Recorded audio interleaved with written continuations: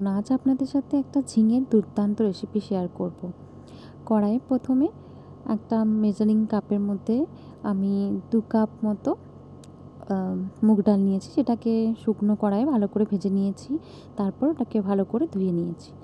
এরপর কড়াইয়ে সরষের তেল গরম করে শুকনো লঙ্কা, গোটা জিরে, তেজপাতা ফোড়নে দিয়ে কুচনো পেঁয়াজ দিয়ে ভালো করে ভেজে নিলাম।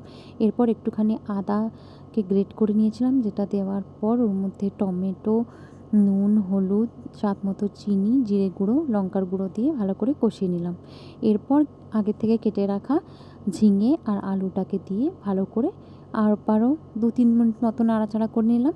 তারপর যে ধুয়ে রাখা মুগ ডালটা ছিল সেটা দিয়েও ভালো করে 1 মিনিটের মতো নাড়াচাড়া করে পরিমাণ মতো জল দিয়ে ঢাকা দিয়ে সেদ্ধ করতে হবে। তখন দেখবেন আলু, ঝিঙেটা আর ডালটা ভালো করে সেদ্ধ হয়ে গেছে। তখন ওপর থেকে গরম মশলা আর একটুখানি ঘি দিয়ে নামিয়ে নেবেন। চাইলে ধনেপাতা ওপরে ছড়াতে পারেন। আর ডালটা কিন্তু খুব গলে গেলে চলবে না, সেদ্ধও হতে হবে, কিন্তু এরকম একটা দানা দানা মতো থাকে।